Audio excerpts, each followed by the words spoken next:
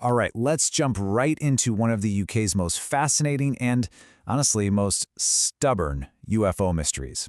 We're going to the remote mountains of North Wales to talk about the Berwyn Mountain incident. So what really went down on that cold winter night back in 1974? And it all kicks off with accounts just like this. This one's from a local farmer.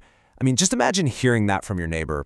His words really capture the raw shock of a single moment that would light the fuse on a mystery that's now been burning for half a century. Okay, so to really get this, we've got to go back to that night. Let's walk through what happened, moment by moment, from the perspective of the people who were actually there. I mean, just picture it. You're in this super quiet, rural community, and then, bam! Chaos, a massive bang, a crazy bright light in the sky. This wasn't some little flicker. It was big, it was scary, and you can bet everyone wanted to know what on earth was going on.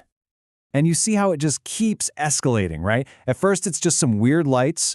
Okay, you might brush that off. But then, an object is seen coming down through the clouds. Then a huge explosion that shakes houses, and suddenly the police are involved. It's that quick succession of events that explains why this story just took off. And here's the thing that gets me, how consistent the stories were. We're not talking about one person who saw a fuzzy light, no. We've got multiple people in different places, all talking about the ground shaking, seeing a real, structured thing. Some even said they found actual debris, pieces of strange metal. That's a whole other level. And this is where it gets really interesting. Because you have all these eyewitnesses telling this incredible story, and then you have the official version, and let's just say they don't match up. Not even close. So here it is, laid out plain as day. You've got team witness saying a big object crashed. Simple, cohesive. Then you have team official story saying, well, it was a meteor plus a coincidental earthquake and also a military exercise.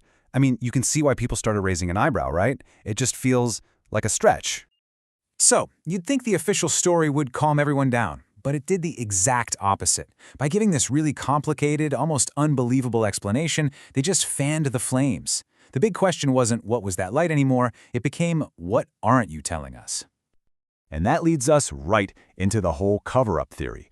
Were they just trying to stop people from freaking out? Or, and this is what a lot of folks think, were they scrambling to hide the fact they just recovered something, not from around here? It's a classic playbook we've seen before, from Roswell right to this incident in Wales. So people weren't buying the official line, and that's when a third player jumps into the ring and just pours gasoline on the whole fire: the media. Yeah, before this thing went national, it was a huge local story. The local newspapers were all over it. And that was so important, It told the witnesses, hey, you're not crazy. That coverage is what took it from a bunch of individual, scary experiences and turned it into a massive public mystery. But here's the catch. The media attention was kind of a mixed bag. On the plus side, it got people talking and made witnesses feel heard. But the downside? Well, things got sensationalized. Fast. Suddenly it was all about the drama, not the details. And some of the original accounts got twisted along the way. Okay, so after all the eyewitness accounts, the official story, the media hype, it really comes down to two big possibilities. Let's dig into the main theories about what actually happened that night.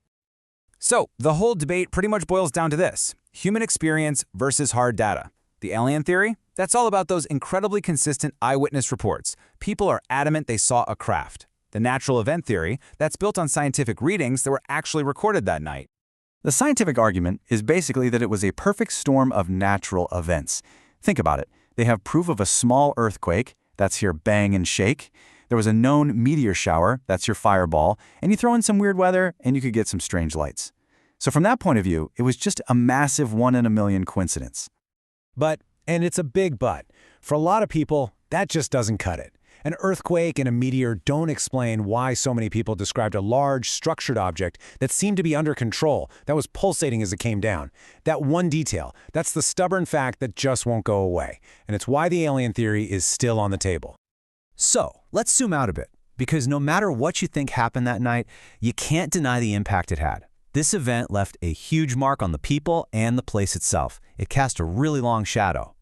Yeah, this wasn't just some weird thing that happened and was forgotten. It became part of the local identity. It's a story that got passed down, and it really changed how the community thought about itself and its place in a much bigger, stranger universe. And we have to talk about the human side of this too. For the people who actually saw it, well, it was life-changing. For some, it sparked this incredible fascination with the unknown. But for others, it brought a lot of anxiety and a lot of ridicule for telling their stories. It wasn't always easy. And what's really cool is how this brand new, modern mystery got woven into this ancient, myth-filled landscape. They even nicknamed it the Roswell incident. It's like it became a new folktale sitting right alongside all the old Welsh legends. And that, really, is why we're still talking about this today. The Berwyn Mountain incident is a perfect snapshot of how we, as people, deal with things we can't explain. It makes you ask some big questions, doesn't it? Like, what counts as proof?